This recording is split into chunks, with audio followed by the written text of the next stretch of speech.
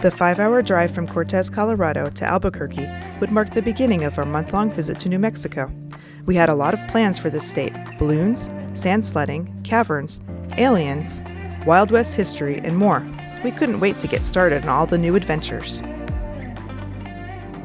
We're in Albuquerque. We've been in Albuquerque. We got here yesterday, but today, what are we doing, Susanna? We're going to the evening session of the Balloon Festival. Parking opens at 3. It's 1 o'clock. We don't know exactly what time we really need to be there, but we were told there's about 80,000 people that show up every day, so it's a lot of cars. Yeah. Yeah, when we bought our tickets, we didn't get the tickets with the park and ride. We just got our tickets. You can't really turn them back in, so it was either go back and buy more tickets for park and ride or just go there and park. So we're going to just go and park.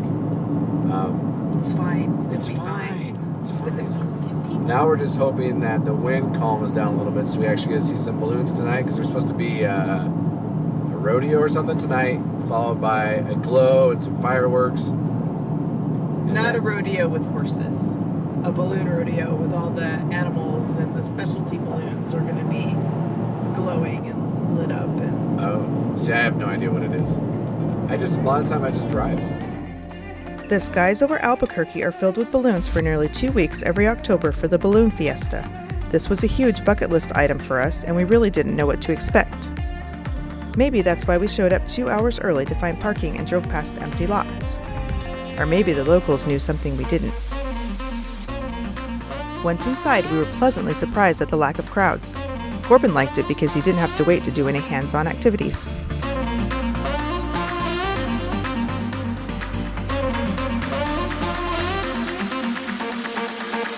Do you want to dance?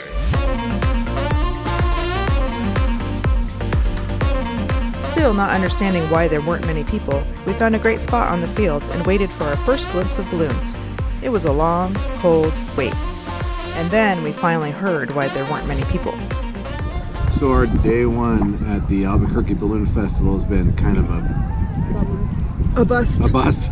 And it's super cold. There's a massive cold front coming in, and it's supposed to be 27 degrees tonight. Anyway, the wind is too high, so they canceled the balloons. They're gonna do fireworks tonight. But we've seen fireworks. And it's really cold. So we're gonna finish pizza. Bring layers. And the nice thing is, because they canceled the balloons, you get to use your general admission tickets again. So we didn't pay for parking, we didn't pay to get in. So we got to wander around and do some things today without having to pay, which was good. But now we have our tickets left over, so we can do another one of the sessions. And They went, no, this is our balloon. And hopefully, that's their balloon. Hopefully the weather is better over the next couple days, so we can get out here and see some balloons.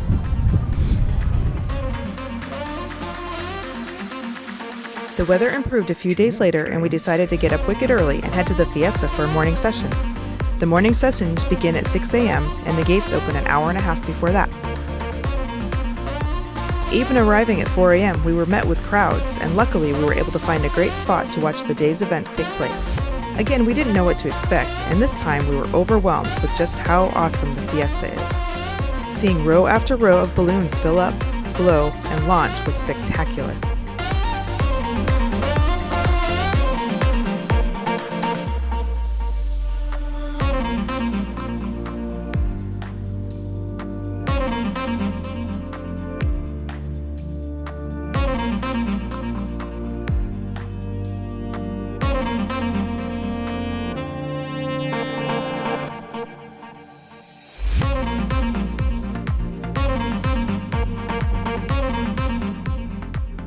The temperature that morning barely reached 34 degrees, but the cold didn't diminish this experience for us.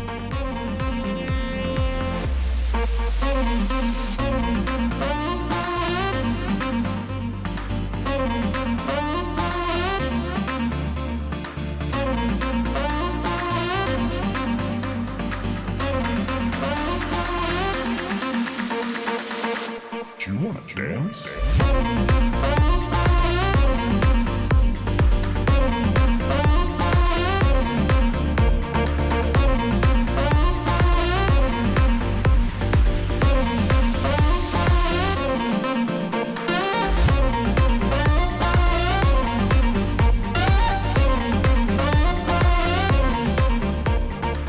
Watching the hundreds of balloons ascend to the skies reminded us just how happy we are to be traveling and solidified one thing in our minds.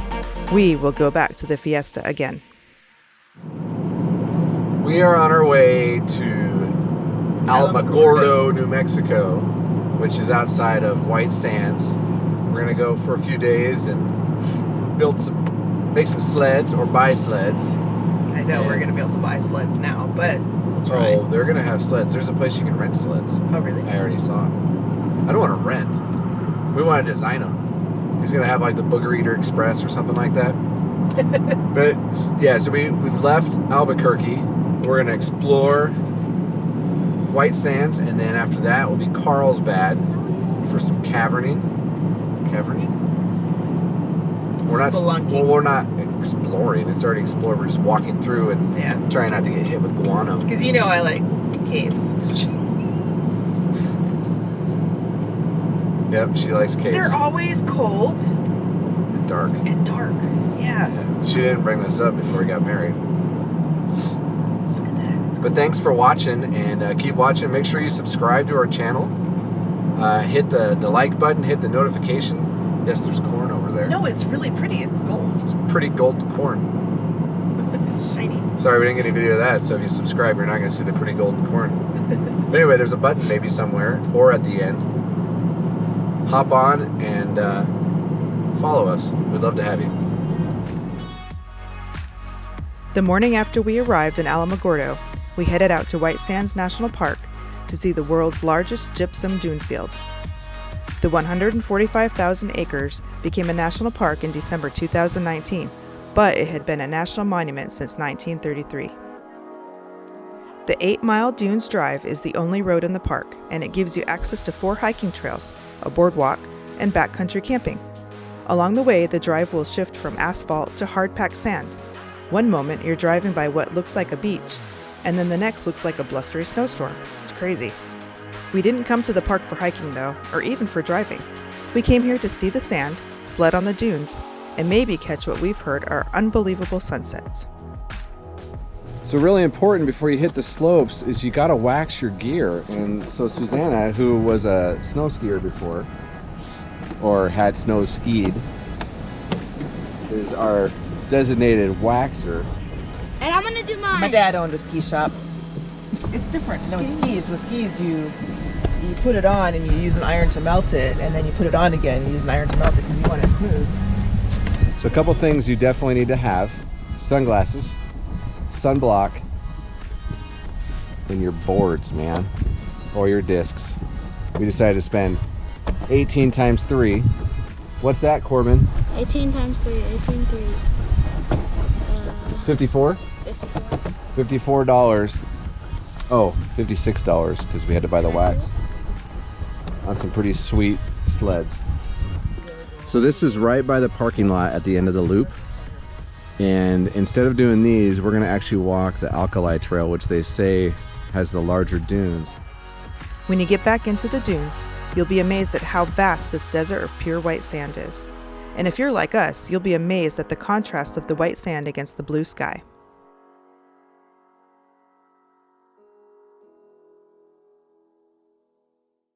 We started our sand sledding off on the bunny slope and quickly realized that you don't pick up much speed.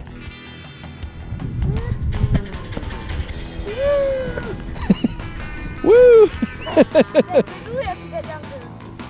Yeah, maybe over the edge over there. This is hilarious. Whee! Well, watch what Mom's doing. She's getting sand up all in her wedding ring. There she goes. Wow, it's so fast. After hiking a bit further in, we found a much steeper dune and really enjoyed the sledding.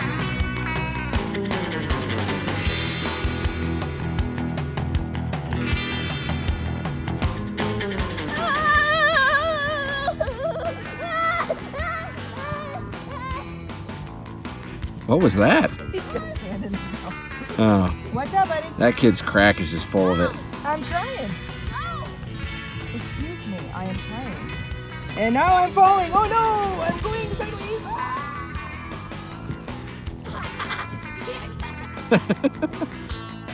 Oh, your shirt is covered.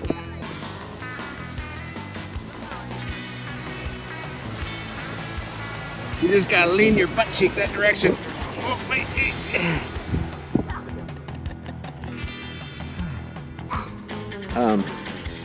Try not to get sweaty out here when you're sledding, because it sticks to everything.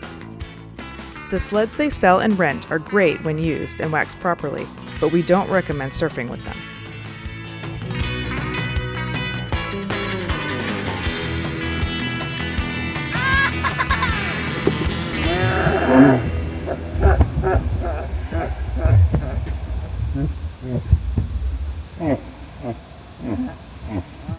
Are you okay? Woo! Corbin came up with an amazing idea, and we want your feedback, so leave it in the comments. Send us an email, find us on Facebook, Instagram, Twitter. It's all Hitting the Trail, one word. Anyway, so he was thinking about doing a Meatloaf Giveaway. So if you're interested in a Meatloaf Giveaway, It's keto. it is it's keto. But anyway, so Susanna will make you a meatloaf and you somehow just have to come get out it to you Before it spoils. before it spoils. So just let us know if you're if you're interested. And oh, there goes a fighter jet, and we will figure out the logistics if we get enough people interested. I'm thinking at least 100 to 200 people that are interested in a meatloaf giveaway, and then we'll form some sort of meatloaf contest, and the meatloaf winner will receive a probably spoiled meatloaf in the mail. No, we could figure it out. We could freeze dry it. No, I know how to Freeze do dry it. meat. They ship stuff all over the country. I think we can do it. The next day, we visited the New Mexico Museum of Space History. The location is the site of a museum, IMAX Theater, planetarium, research center, and the International Space Hall of Fame. Admission is only $8 for adults and $6 for children.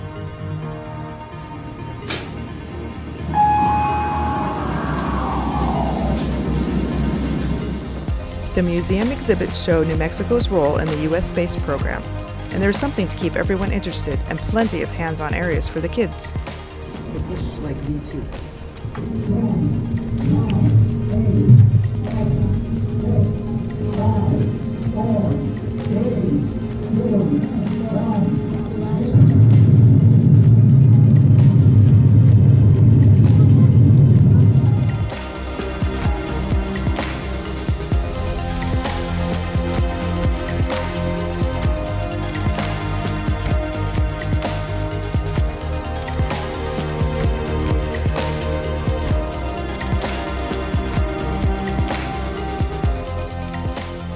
Hey Corbin, come find the urine collection bag.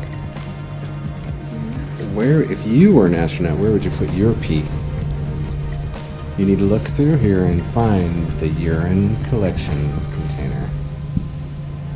That's where your pee would go, yep. And then you could take it home with you.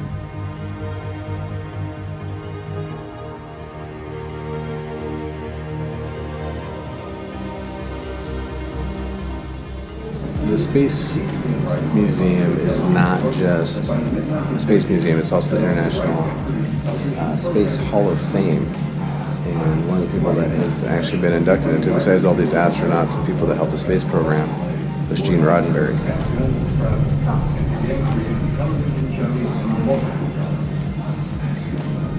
We kind of like sci-fi.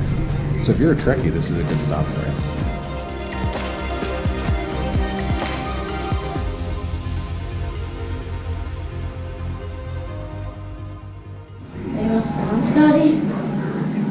He didn't understand. Beam us down, Scotty. Say it with some authority. Beam us down, Scott. Oh, we're gonna have trouble with choice. I've never claimed to be a great parent, but this is one of the great parenting moments in, I think, in recorded history. The child knows the Vulcan sign. Did I mention that there are areas for the kids? Chris didn't get the message about 4 kids. That is not the right size. Get the orange one. He's trying to do the Vulcan symbol and he can't.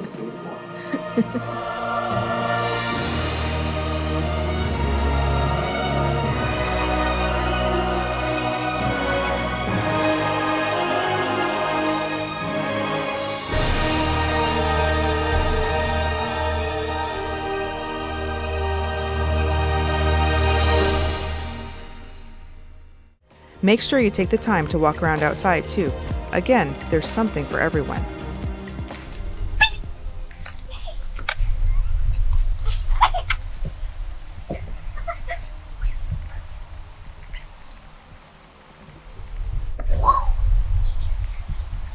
You're supposed to face the dish and speak softly to Ring. Hello, Ring. How are you today? And speaking very softly to you.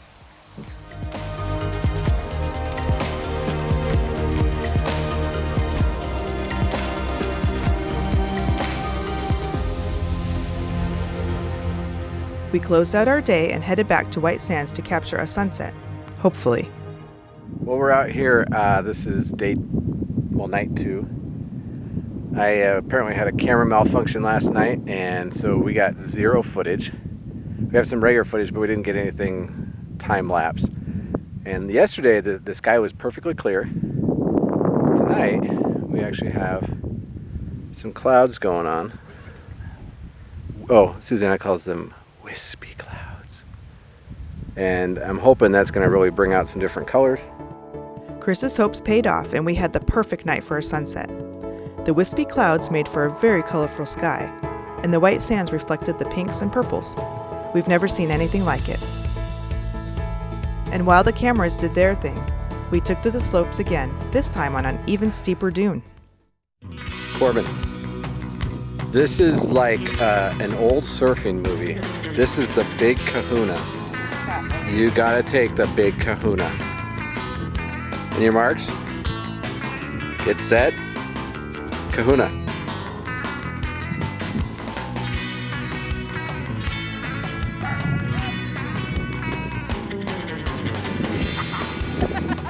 It's so much faster with the kid. After an hour of sledding and sand play, our patience paid off, and we finally got the perfect time lapse.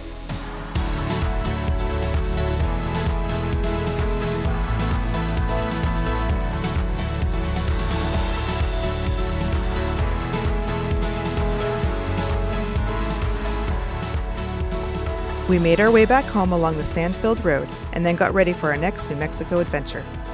Join us next week as we find a very unique RV park, explore Carlsbad Caverns, and visit a remote national park. Thank you for watching. We'd love to share our journey with you, so hit that subscribe button and also the notification bell so you know when a new video is uploaded. And don't forget to leave your comments down below and hit the like button.